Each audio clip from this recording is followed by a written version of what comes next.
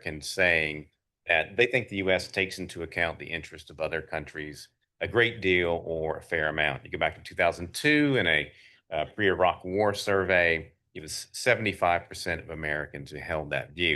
And it's moved around a little bit. It dips down as you get into Trump's first administration, but we've consistently found majorities saying a great deal or a fair amount until this survey, right? So now the lines cross here. And now we have a majority of Americans who say they think essentially that the U.S. doesn't listen to other countries. It doesn't take into account the interest of other countries, not too much or not at all, essentially.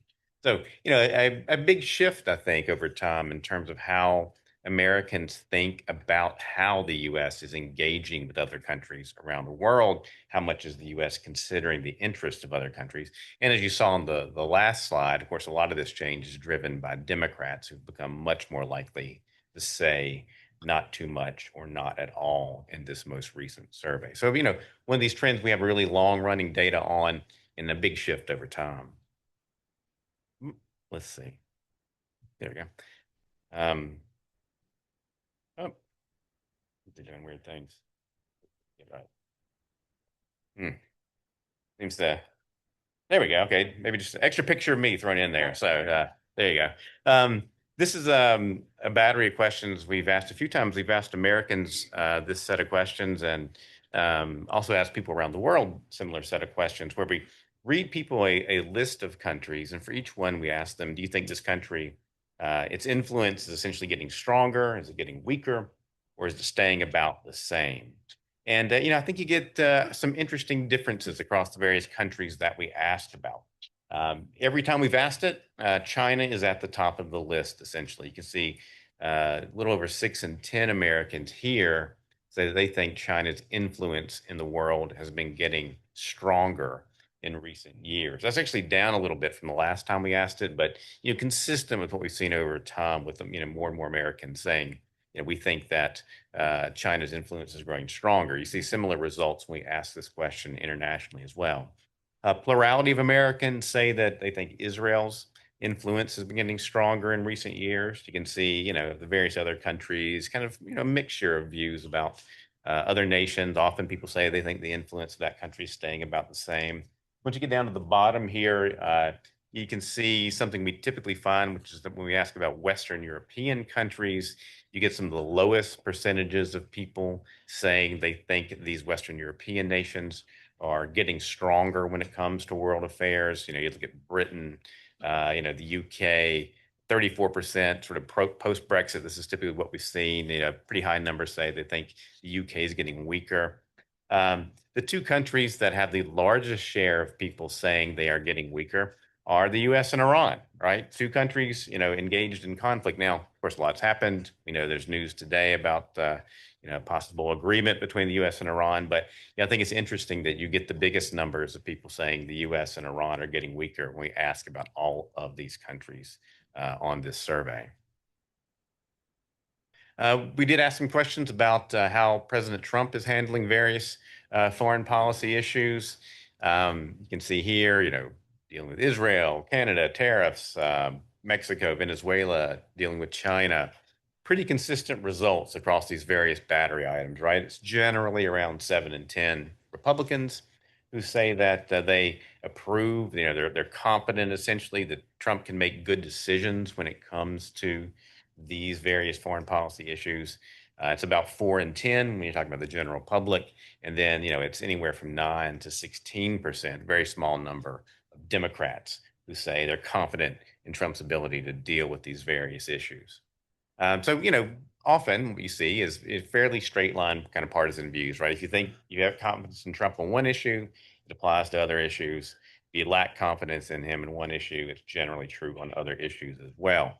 Although you start to see a little bit of difference on this slide. Some issues, if you get down to the bottom, maybe tariffs, Iran, NATO, Russia, and Ukraine, where those, the Democratic numbers are still quite low, but the Republican numbers maybe drop just a little bit. You're still talking about pretty solid majorities of Republicans who say they have confidence in Trump on these issues. But the numbers go down maybe just a little bit. Often what you see on these questions is, in particular, younger Republicans who are less likely to say they have confidence in Trump on some of these issues. And we can talk more about younger Republicans on some of these questions in just a few minutes. So let's talk about Iran. Obviously, major issue for U.S. foreign policy in recent months. And a lot of polling out there on it. I just wanted to share with you something we found in this survey, which I think again tracks with other survey researchers and what they're finding. We kind of read people a list of things that might be concerns about the conflict, the war with Iran, and what rose to the top of the list was higher gas prices, right? And something like shortage of weapons, something that's a big issue maybe among elites, not really resonating with the average public as much. But then, various concerns people have about the war, but it's gas prices that really resonate with the American public. It's the only one where you get a majority of Republicans actually saying they're extremely or very concerned about higher gas and fuel prices resulting from the war with Iran. So, it jumps to the top of the list. It fits in with pre-existing concerns Americans have about inflation, affordability, many of the things that we know have been big issues in American public opinion in many ways over the past few years. So, I think this is often something you see is that when there's a connection between kind of foreign policy and domestic concerns people have, that can be a pretty powerful combination in terms of American public opinion.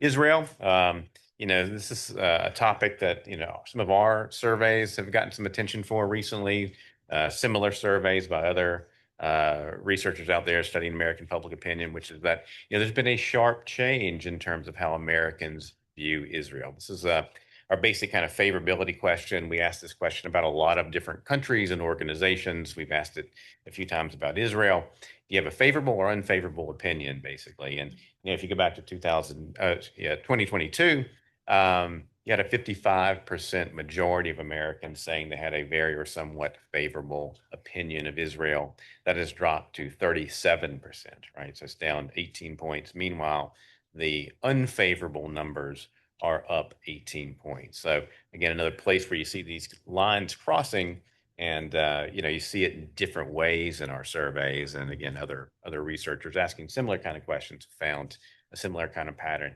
just over the past few years.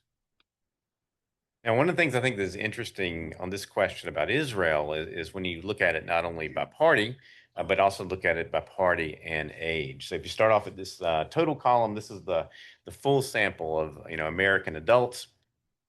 As we saw, 60% overall have an unfavorable opinion of Israel. But Democrats are essentially twice as likely as Republicans to have an unfavorable opinion, right? 80% versus 41%. Then if you look at it by age, you get some interesting differences, I think. So just look at Americans ages 18 to 49. Again, big majority of Democrats in that age range, 84% say they have a negative opinion, 70% overall. But even among Republicans ages 18 to 49, you have a majority, 57%, who say they have an unfavorable opinion of Israel at the moment. You look at older Americans, 50 plus, and there you get these big, these big differences among older Republicans and older Democrats. And these two dots essentially, older Republicans and younger Republicans look very, very different. And we've, in this survey, we see some, I think, interesting differences among Republicans along the lines of age.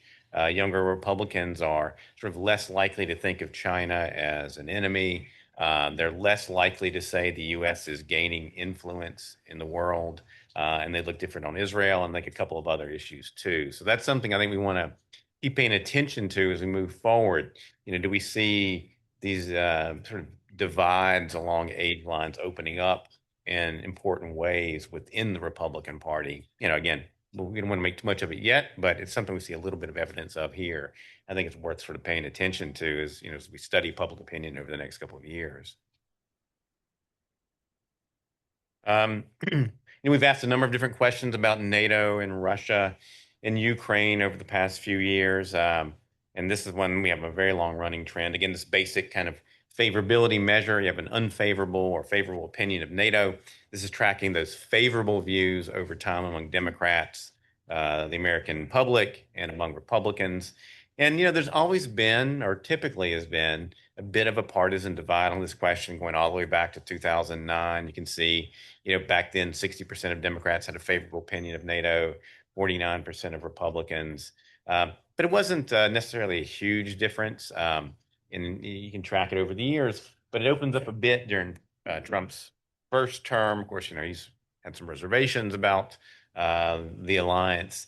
And then we've seen it open up in particular over the last few years, right? So now you've got these really dramatic um, differences between Democrats. 75% have a favorable opinion of NATO, 42% among Republicans.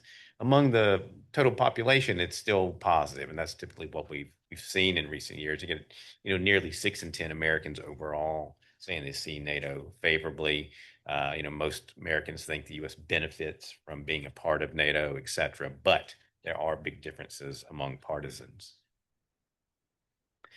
We asked, different questions about Russia. I think this is an interesting one. We asked, do you think of Russia as a enemy, a competitor, or a partner? Not many people say partner, but there was a big shift right after the invasion of Ukraine in terms of the kind of distribution between enemy and competitor. The enemy number shot up a lot after the invasion. It's come back down a little bit, although you continue to see, more Americans thinking of Russia as an enemy than as a competitor. Very few, again, think of Russia as any kind of partner. And you do see some partisan differences on this question too, but a big shift after the invasion of Ukraine. Now, this is, the American public overall here, attitudes towards support for Ukraine. Do you think that, we're providing essentially, not enough support, about the right amount of support, or too much support to Ukraine? So it starts off pretty high. It, reduces a little bit in terms of people saying not enough, and now you got 29% saying not enough, about right 26, 20% saying not saying too much at this moment. So, you know, pretty divided opinions overall when it comes to the American public on how much support we are giving, should be giving to Ukraine. And this shows you the pattern over time, again, highlighting these kind of partisan differences here, which I think are interesting. If you go back to the beginning, and this is a poll in 2022, like right after the invasion, you actually had, a large number of Republicans, even more Republicans than Democrats at that point, saying we're not providing enough support to Ukraine. You can see what's happened among Republicans over time. It's moved around a bit, but it's, that not enough number is down to about 1 in 10 Republicans now. And you've got fully a third saying we're doing too much. Very different pattern among Democrats, right? It starts off, pretty high, 38%, moves around a bit, but what you've seen over the past few years is in general, that not enough number has grown a bit. So in the current survey, we get 50% of Democrats saying we're actually not doing enough to help Ukraine. Only about 1 in 10 saying too much. So again, that sort of overall American public picture is interesting, but doesn't tell you the full story. We've really had some important shifts among Democrats and Republicans over time. So China is something, we've done a lot of work on over the years, both in the U.S. and internationally in terms of how people perceive China. This again is that basic kind of favorability measure that we ask about many different kind of countries. And now we've got data going back more than 2 decades on how Americans think about China. So as you can see, it's moved around a bit over the years. It starts off more favorable than not. You really see a shift around 2012 where the unfavorable number goes up. I think part of that was around the seems like a very long time ago now, but China was a bit of an issue in that campaign for the presidency in 2012. We saw that those kind of negative numbers went up a bit. They come down a little bit over time, but basically we haven't seen those lines cross again. And then over the past few years, especially around the time of the COVID pandemic, you saw the negative views of China go up considerably, right? You get up around 8 in 10 Americans who have a negative view of China, around like 2022, 2023. And what we've seen in the past couple of years is that that favorability number is going back up a little bit. The unfavorable number is coming back down a bit.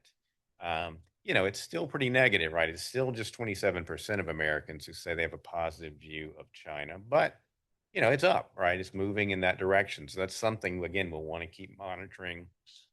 Some of it is probably getting past the pandemic a little bit, which we know was an issue in terms of how Americans saw China. But I think it'll be something we want to continue to explore and keep asking different questions about China over the next few years to see if those trends continue. Here's what it looks like among partisans.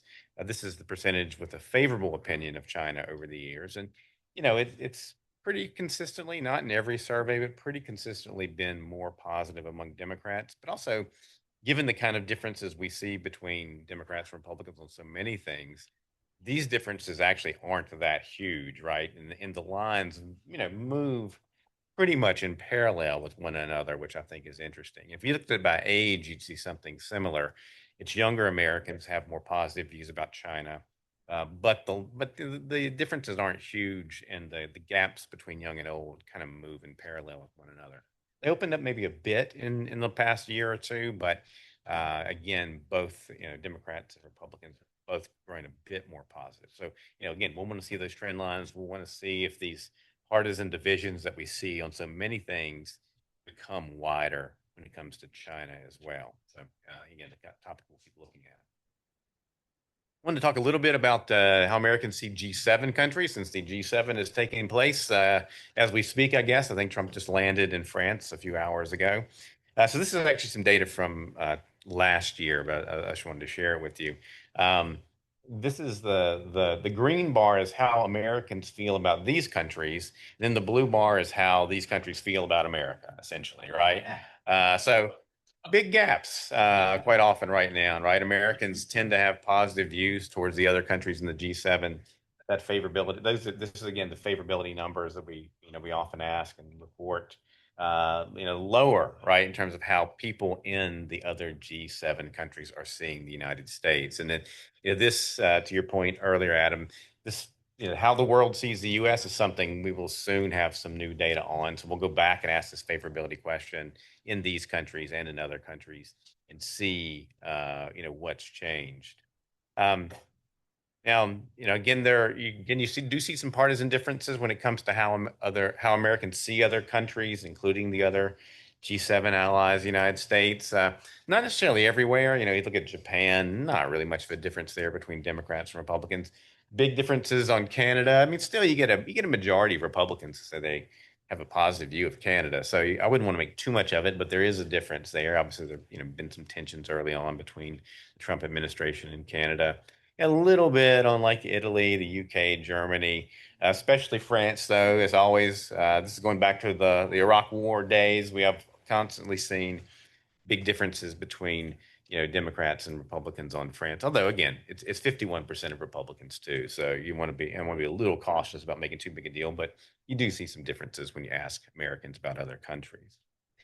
And then just one other thing I wanted to share with you. Again, this is from some research we did a couple of years ago, but we started out kind of broad talking about America's role in the world and then talked about a number of specific issues. Maybe just kind of broaden it out again a little bit and draw in some focus groups that we conducted a couple of years ago in the United States and then in some European countries as well. And basically what we did is we put people into four different boxes, really, depending on how they feel about, well, first of all, their ideology. Are they on the right side or the left side of the ideological spectrum? And then secondly, how they feel about international engagement. Are they essentially pro-engagement, or they really feel like, okay, right now we need to keep the focus on things here at home and not really worry too much about the rest of the world? So you come up with these four different boxes of people. And these are focus groups among young people ages 18 to 29. So if you look at this left-leaning, internationally engaged box, it's sort of in a way kind of your classic liberal internationalist, right? People who really think we have this kind of moral duty to kind of help out in the world. They're very supportive of cooperation. They feel like, our interests are intertwined with the interests of other countries. They do sometimes have doubts about the way we go about doing these things, but they're very pro-engagement overall. You look at the right-leaning kind of international engagement group, also think our interests are intertwined with others. I think the main thing there is that they really, when you hear them talk about it, right, you sit down in these focus groups and talk to people about what's important about international engagement, folks in this block here, we'll talk a lot about economics, right? Talk about the upsides of globalization and markets, and that's how we, it's the good thing we spread to the world are, these approaches to economics, and we benefit from them. So that's one kind of major difference in terms of, again, talking to people in focus groups about these things you hear between the left and the right groups. And then you get down to the bottom here, what we call domestically focused. You might think of as more isolationist groups. But one thing you'll learn from doing groups like this is that nobody likes to be called an isolationist. So we didn't want to label it that way, even though you hear people talking like, well, that's kind of isolationist sounding. But people don't really want to necessarily think of themselves that way, which I think is interesting. So the left-leaning, domestically focused group, they really, in some ways, kind of believe in the ideals of liberal internationalism, and they think we have a moral obligation to help other countries, but they sort of lost confidence in our ability to do it. And again, these are young people who grew up in the era of the Iraq War, Afghanistan, things like that. And they'll talk about those experiences or what they've seen in foreign policy over the years. And it often leads them to kind of lack confidence in our ability to do the kind of good things they may ideally want us to do in the world. Then when you get down to the right group, this is more sort of traditionally what you might think of as isolationist kind of views, and that they don't necessarily think our interests are as intertwined with interest overseas. They think, we got things to focus on here at home. We can't necessarily worry about the rest of the world. And something that's come out in other kind of qualitative work we've done over time is like some people view the international arena as kind of a place for cooperation and for problem solving, pursuing common interest. Other people see it as an arena for competition and conflict, right? And they look at the international arena and say, we're kind of getting ripped off, or we're doing a lot for other countries. They're not necessarily doing something for us. And that's part of what you kind of hear when you talk to folks in this lower right corner here. So I'll leave it there, but yeah, to promote some upcoming work, we will update a lot of these trends internationally soon on what people think of the United States, what people think of China, what they think of Russia and NATO and Ukraine. And, so stay tuned for that. We're always excited when we can not only look at what Americans think, but what others around the world think about these issues and kind of compare where Americans are at with the rest of the world. So I'll stop there, but happy to take any questions you have. Thanks. Richard will be taking your questions. There is a mic here, which we will start to move around the room. And those online, of course, please email your questions and we'll get to you when they come in. But I have to ask, I know you can't give any numbers because you're still crunching the data. Yeah. But 36 countries. Yes. You'll be releasing the numbers soon. Yeah. What do you see? Yeah, I think the United States will continue to face challenges in terms of its image. I can't. Our communications team would come after me if I gave you any actual numbers. But oh yeah, sorry. But yeah, I think the kind of things we'll explore in this one are questions about, do people still see the U.S. as a reliable ally or not? There's a long-running trend we've got on whether the U.S. Well, it's actually the same one we looked at in the United States. Does the U.S. take into account the interest of other countries when it's making foreign policy, right? So we saw Americans are kind of at an all-time low on that question. We're going to be asking that one too, and I think we might see some similarities what we saw, for instance, back in the Bush era. There's some questions about whether the U.S. government respects the personal freedoms of its people that we've been asking for a long time. So, some of these questions, again, I can't give away what we'll find necessarily, but I think it'll be interesting to look at some of these long-running trends we've been doing now for 2.5 decades and see where people are at on them. You want to pass the mic, or do you want me to? I do want. Well, this is interesting. Hello. I noticed when you shift questioning techniques from telephone to internet, the shifts in the numbers were sometimes as much as 10%. Yeah. How confident are you that the new technique is statistically better? What's your plus minus on these things now? Yeah. We try to be as cautious about that as we can, and be transparent. Hey, look, we did this on the phone for a while, and we switched it over. But I've got colleagues on our methods team at Pew who've done a lot of work on this, and they feel like in most cases, we've got comparability over time. You do see differences sometimes when you move to online, but it tends to be on things like voluntarism, civic participation, right? Because sometimes people who will do these surveys online and join our panel are the same kind of people that like to volunteer in the community. They like to do things. They like to vote. They like to, go online and like things on social media. So on some of those kind of things is where you tend to see differences, but on most kind of attitudinal questions, you don't see major differences. But whenever we're very cautious about it. So if we don't feel good about it, I won't show those old lines essentially. Thank you for the presentation. My name is Carl Stoltz. I'm going to do two questions because I got one from behind me when I was sitting there. And that is the data that you presented to us today available? We put it in our newsletter. So if you want that data again, you can refer to it. Great. My question is about the breakdown of demographics. I know you sort of use focus groups now. So I'm not sure you can do this, but are you able to break it down by region or state that the participants are from and see if there's differences there? And I'm also interested if there's differences not just by age, but also education level, and whether people have had any experience themselves traveling abroad, say through exchange programs or other. Yeah. Yeah, I think, to take a couple of those, sometimes on education, you will see, I think, more general kind of pro-engagement kind of positions from folks who have higher levels of education. They'll be a little bit more likely to say, essentially, my country's interests are tied to the interest of other countries. We need to be active in world affairs and things like that. So you do see some differences along educational lines. Um, in terms of like region and those sorts of things, we can't break it down by state because that's just, we don't have sort of the numbers. Maybe California, a few places we'd be able to, but we don't have a big enough sample to look at it by state. We can break it down by region.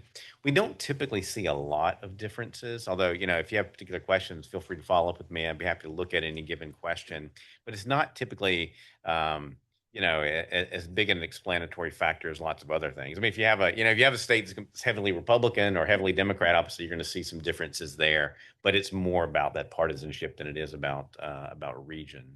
I think you had one other demographic too. I forgot now, but oh, exchange foreign. Yes, yeah, it's something we've looked at a little bit in our data, both in the U.S. and around the world, and there's a long running sort of thing called the contact hypothesis in social science. Some of you might be aware of, right? It goes back all the way to the 50s that suggests that the more contact people have with one another, that can lead to more tolerant, positive attitudes. And I think in different ways we see that in our data. We did some stuff I'd love to go back and do again a few years ago, where we asked questions about international travel, both in the United States and around the world. And you did see, even controlling for some other things, that people who had traveled internationally, the people who had traveled more internationally, tended to have better views of other countries. They tended to be more pro kind of international engagement. So again, that there is something to it, and I'd love to see us, go back and look at some of that travel data, which it pops up on interesting places on like Reddit and things here and there. I think because people care about this topic, right, and it sort of speaks to their experiences. So hopefully, that's something we can do again in the future. Questions from the chat. The first one asks, you sometimes ask questions regarding how much the U.S. is viewed as destabilizing other places around the world, causing people to lose their homes and become refugees. We don't, yeah, we don't get into specifically maybe, does it lead to, refugee situations, that kind of thing. We do have a question we've asked before, and again, stay tuned, we'll have some more data on this soon, but asking other people in other countries, do they think that the U.S. contributes to peace and stability around the world? So that is a question we have asked internationally before. Thank you. The next one asks, does the average American understand how much America relies on the world and vice versa? Do you have any projection on how attitudes will shift over the next decade, considering the demographic shifts around the world? What does it mean for Americans if the emerging world order shows a reduced American influence worldwide? Yeah. Yeah. It's a great question. Yeah, I mean, the how much does the U.S. rely on the rest of the world? I think that's something, of course, we don't tell people what we think that is, right? We try to understand what they think it is. And that's where you really do see some basic fundamental differences and, that shape other things, right? How much do you think about to help other countries? What do you think our priorities should be, et cetera, et cetera? It's kind of shaped by these general kind of worldviews people have. As I mentioned, one of the things that you can measure these things quantitatively. We do that all the time, which I think is really interesting and important. Sometimes the qualitative stuff I think is, especially interesting, and I'd love to do a bit more of it because, as I mentioned, one of the things we saw in some focus groups we did a few years ago in the US and in the UK was this distinction between how people kind of see engagement with the world. Some people again see it as a place where we got to work together in this international arena to solve these big global challenges, work together on economics and climate and solving pandemics and things like that, right? And other people, when they look at the international arena, tend to say, well, it's a place where we're going to compete with other nations, and it's kind of a dog eat dog world. And we're not careful, we'll get ripped off by other countries that want to take advantage of us. And that kind of basic framework, then I think shapes lots of other opinions. So, yeah, again, that sort of fundamental questions I think are really important for us to try to explore more. So this is not really the focus of your comments per se, but in your experience in doing these kind of focus groups and surveys, where is your sense of where and how people get information about foreign policy or about their country's relationship to other countries? How do they take in information, and how do you think that impacts the way they respond to it? Yeah. Yeah. And of course, as we all know, whatever the topic is, people are getting more and more of their information, online. They're getting it via social media. They're getting it from, influencers of various sorts these days, right? More than, broadcast news, things like that you might have seen a long time ago. Um, and it does shape how they view certain foreign policy issues. Something we did a few years ago is we looked at what you might think of as sort of like the media diet of individuals, and did they what do they only consume media that kind of matches their own ideology, or do they have a more diverse media diet? And what you saw, like on the right, for example, was that there were differences in terms of how people viewed China, depending on how diverse their media diet was. So if I'm a conservative and I consume information from media sources that we might think of as conservative solely, then I have much more negative views towards China than if I'm a conservative and I consume those media channels as well, but also some that might disagree with my ideological point of view, right? So what I think it leads us to conclude is that it's the diversity of information you get that really shapes how you might feel about some various issues. And how do you use these new channels and platforms? Are they an echo chamber to reflect your pre-existing beliefs, or do you kind of challenge your beliefs? And to the extent that you do or don't, kind of shapes how you feel about a lot of things.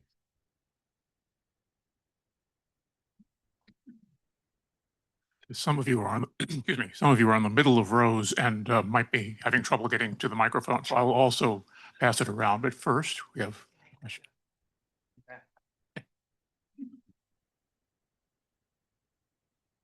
Thank you. I was wondering if you've done any polling on US attitudes to international organizations, the UN in particular, but also economic organizations, WTO, the IMF, the World Bank, Yeah. and even the World Health Organizations and such. Thank you. Yeah, we've done, a fair amount over time on the UN in particular, looking at how Americans, others think about the UN. And, it's another area where you do see these kind of, big partisan shifts, but big partisan differences. But overall attitudes towards the UN have generally been positive in the United States, again, with Democrats being more positive than Republicans. One of the things that we see, though, in the US and other places when we ask about international organizations, you see this in Europe, for example, when you talk about the EU, but you see it around the world when you talk about the UN, is that a lot of times people think that they really have noble goals, right? They think they promote good things, peace and stability around the world. They work to combat things like health emergencies. They see them doing or trying to do good things. Where they have criticisms are they see these institutions also as being out of touch with ordinary citizens, right? And they don't always think they're effective at dealing with those problems. So that's typically what we see when we ask about international organizations is yes, in general, people have positive views, agree with what those organizations want to do, don't always see them being, in touch with what people want or being always effective in dealing with those challenges. I'm Matthew Wallen from the American Security Project. Thank you for this presentation. And I think reliably over the past few decades, we can say that the information that you guys collect has been some of the most useful information in this field. So I appreciate it. Sort of wondering about what would actually make it more useful now. You know, we can see these trends and we can make inferences as to why they're happening. But I'm wondering if you're putting any thought into actually asking the question of why do you feel this way, and then somehow aggregating that data into something that can show us what is motivating the trend specifically. Yeah, and I think it's a great question. That is exactly what I think we'd like to do. I think in maybe the qualitative research, we can do a bit more of that. We're hoping to do some in the United States soon, more qualitative work. And then digging in more deeply to these kind of values questions, I think is the part that's interesting to me. I mean, you kind of got to always ask, you know, how's the president handling these issues? You know, should we give him more support or less support to, you know, country X, those kind of things. You have to know that stuff. But what's more interesting to me, I think, is dig into these values questions and how do you see our place in the world? How do you view international affairs more broadly? So we're hoping to do some of that actually in some work in the next year or so in the U.S. Part of the challenge is, you know, having an entire survey to really go deeply into these issues versus having a battery of, you know, having 15 questions that you can ask on a given survey. So we're going to try to dedicate like an entire survey to sort of explore some of these values kind of questions, which we've done in the past. We used to have a partnership with the Council on Foreign Relations many years ago and did a series of studies called America's Place in the World that really did dig into some of these topics a bit more deeply. So we want to go back and do that kind of thing that we haven't done in the past few years. Just a question about trends. Are we seeing trends, or are we seeing a disjunction between pre-Trump and Trump? Yeah. And if so, are there elements within each that you can identify as important signals to look for the future? Yeah. No, it's a great question. I think, you know, in some ways, like we've had other periods where there are big partisan differences and things like that over, you know, America's foreign policy, right? You know, George W. Bush era, lots of, you know, differences then. Um, I think the thing I would want to look for moving forward would be, you know, are people kind of losing faith a bit more in our ability to do good? Are they losing ability in our power on the world stage? And you know, sort of capabilities to influence international affairs, right? Because we know they think China's getting stronger. We know in this, you know, survey, 41% of Americans said they think the U.S. is actually getting weaker. So, you know, to me, that kind of power dimension is part of what we want to study. You know, is the world changing in ways that make it more difficult for the U.S. to project power of all sorts? I think that might look pretty different from what we saw back 25 years ago when we first started doing these surveys. People's assessment of American power is different today vis-a-vis what's happening in the rest of the world. Hello. I realize that this would be difficult in terms of how you put a question to your audience, but often choices that the administration does or doesn't make imply costs to that impact the American public. For example, you look at NATO, right? And let's say we want to withdraw from NATO. The Trump administration wants to spend $500 billion a year more on military, which is almost exactly what our NATO allies spend on military. So the question could be, do you want us to withdraw from NATO and spend $500 billion more, or do you want to have a tight relationship with them and not have to spend $500 billion? Yeah. Right. It's a complicated question, but it also leads to the question that these choices have impacts on people. Yeah. No, it's a great point. And it's something we wrestle with. We often lean towards the, you know, keep it simple for people in these questions, right? Because once you start giving them information, you got to be very careful you don't push them in one direction or another. But I think, you know, something like that might be an instance where we could do an experiment. You know, sometimes you can divide your sample you're talking to in half, right? And give some people one set of information and, you know, don't give it to the other side, or give a separate set of information to the other side, right? And see what the impact is. So that might be one way to kind of explore these trade-offs. Okay, if you do provide information like you just suggested, what does that do to attitude? I think that's the kind of thing this panel that we now use as opposed to the phone surveys, I think in some ways makes it easier to do this experiments. It might be the kind of thing we can do more of moving forward.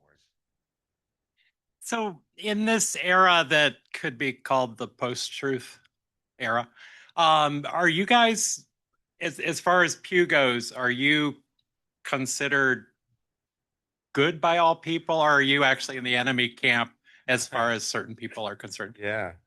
We aim for good, certainly, absolutely, yeah. Yeah, I mean, we work really hard to be nonpartisan, non-advocacy. We reach out to folks all across the ideological spectrum, so we certainly try our best to be fair to all sides, and because it's in our interest to do so. We want to be seen as credible from people looking at this from all sorts of points of view. So we certainly work hard at it. I think we generally do a good job at it. In polling, you never make everybody happy. You're always going to make somebody angry with sooner or later, right? Because people don't like what you find sometimes, right? So that's always been the case and will always happen. But so far, I think we're doing okay at trying to it is a very tumultuous time, but we've navigated it okay so far, I think.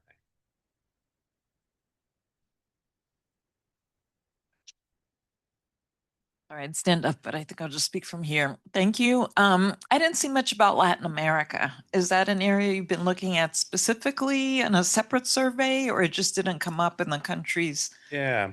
Yeah, we didn't have, you're right that we didn't have a lot on this survey in American attitudes about Latin America. We certainly, try to look at what Latin Americans are thinking about the United States. That's a big part of our work. And I think that's a good point. We should certainly look at, what Americans are thinking about engaging with the region.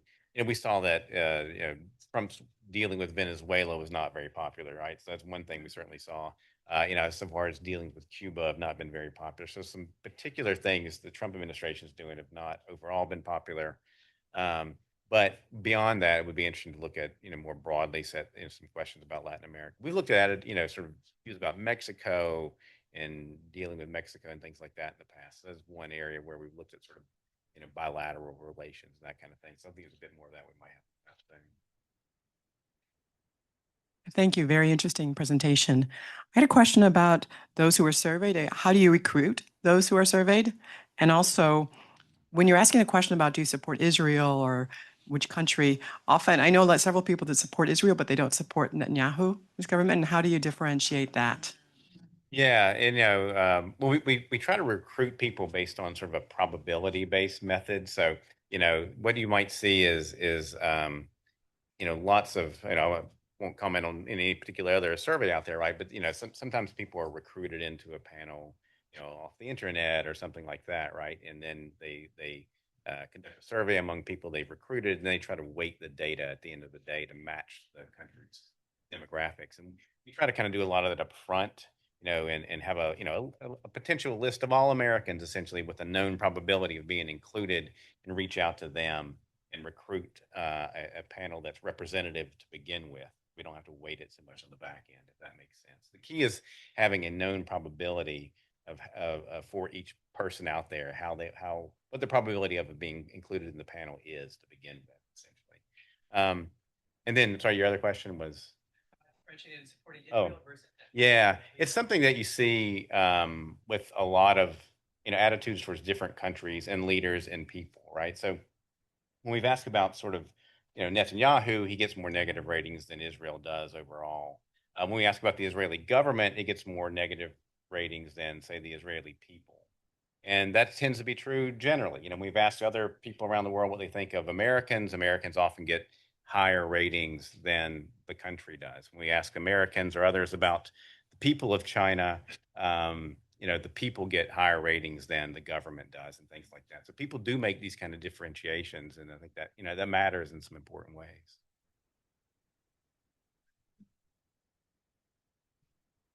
You mentioned that you surveyed 36 countries.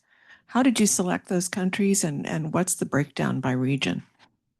Yeah, it's a lot of things that go into how we select the countries. Certainly, like, budget is part of the story. It's expensive to do this kind of work around the world, so we'd love to do more countries than 36, right? But it costs money, so we have to be kind of judicious about the funding. And then there are parts of the world where it's hard to work these days. It's gotten harder to do this kind of research in the Middle East, for example. We used to do Russia and China every year, and it's gotten a lot harder to do those countries than it used to be. So, the kind of political environment is part of the story too, and it's gotten more difficult, unfortunately, in some parts of the world than it used to be to be included in our sample.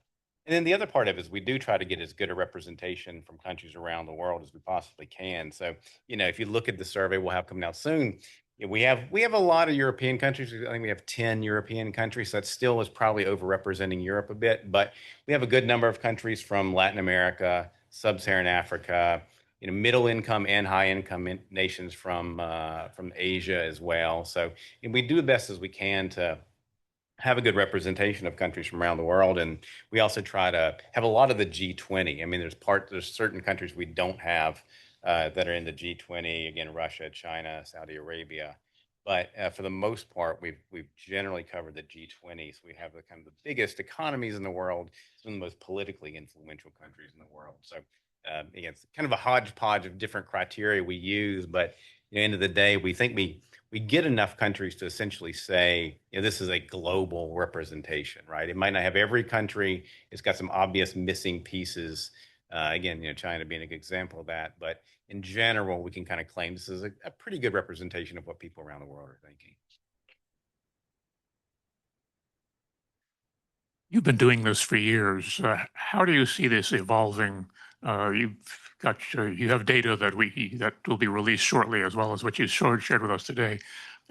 Where do you see your practice, the practice of measuring public opinion globally and in the United States?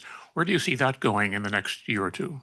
Yeah, it's a great question. There's a lot happening. I mean, the big thing, if you talk to like survey researchers, of course, everybody talks about AI, right, in some different capacity these days. And in the survey world, people talk about silicon samples, right, where you basically create a sample of AI generated bots and you ask them the questions, right, building these bots off of all the data you've collected over the years, right, and see if they answer them in a way that's very similar to what the public would do at a significant cost savings, right? So that's what people are doing a lot of. I wouldn't say the work on that's been great so far, but that's what in the survey world people will be experimenting with a lot. But at Pew, we are pretty cautious. We are not the first ones to adopt any new methodology because we want to make sure we get it right, that we study it thoroughly and things like that. So you'll see a lot more of that, I think, as consumers of polling over the next few years. We won't be among the first to do it, but those kind of innovations, I think, is what you'll see a lot more of in the survey world, and we want to keep up with it, to see if there's some of that we should be doing. And then the other piece of it is right now we only do online surveys in the U.S. and Australia because we feel like those are the places where we really have confidence in the online panels. But over time, we may start doing more and more of that around the world too, as we get comfortable to make sure these online panels are probability based and do the things that we want to do. You raised a really fascinating and frightening prospect that we're going to be studying the opinion of bots. And the problem there is the language. How many bots and how many languages exist or can foreseeably in the near future, let's say the next decade, exist? And insofar as language is an indicator of representation, how do you compensate, deal with, address the built-in problems of the lack of enough diversity among bots? Yeah, that's exactly the kind of things we're going to take our time before we ever do anything like that. But language is a great example, something we have to pay a lot of attention to in our surveys. I think we've had as many as like 75 or 80 different languages in our surveys before around the world. In India, for example, I think we use between like 11 and 14 different languages. We have a translation firm based in Brussels that we work with that helps us with our translations. They kind of assess it from a kind of linguistic point of view, our survey instrument and things like that. So we spend a lot of time working on that, and we're different languages, as you suggest, are represented differently in the online world. AI only knows some languages, a lot better than others and things like that. So another reason to be very cautious, because you lose that sensitivity to language and sensitivity to different people's experiences that you really need if you're going to be able to understand what they think. One last question. Greta Morris. Thank you very much, and fascinating presentation. I may have missed this and you mentioned it, but I'm just wondering, did you use any focus groups in this survey? And do you find that you get different kinds of responses with just straight survey questions and with focus groups?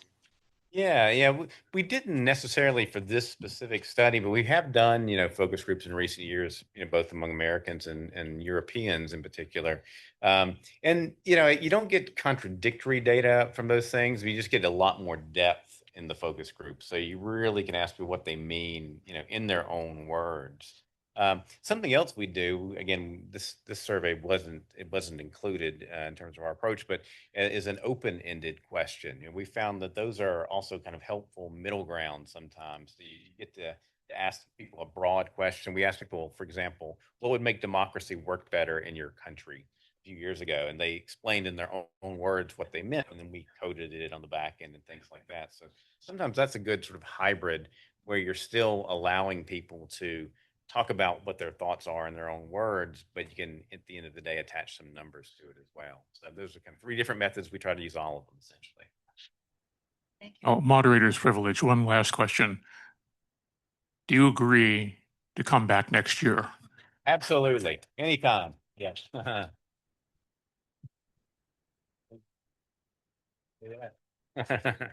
Great. Thank you. Gordon, the floor is yours.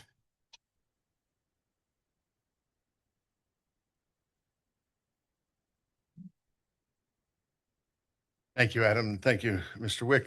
Please join us on July the 13th for our next program. We do believe that most of Washington's roads will be reopened by then after the holiday. But in closing, I wish to thank the team that made this program possible. Adam Clayton Powell III, our moderator, Judy Kang, the program committee co-chair, as well as our outstanding interns and assistants, Sydney Maddox, Cece Francisco, Anna Sabria, and Michael Korf, who is our online editor, as well as Bruce Guthrie, who is our event photographer. I would also like to thank our co-sponsors for this program, Washington University Elliott School of International Affairs, the GW Institute for Public Diplomacy and Global Communications, the USC Annenberg Center on Communication Leadership and Policy, and the USC Center on Public Diplomacy. Our next program is entitled First Target Audiences, the Public Diplomacy of the Founding Fathers.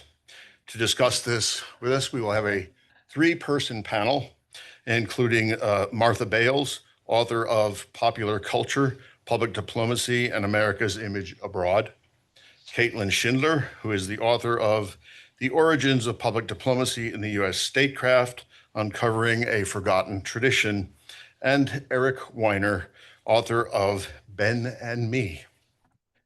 So they will discuss the public diplomacy practice of leaders such as Franklin Thomas Jefferson and John Adams, and discuss with us how these representatives of a very small and fractious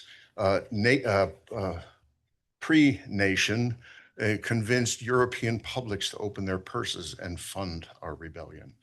So please join us then. It is July the 13th. Don't miss it.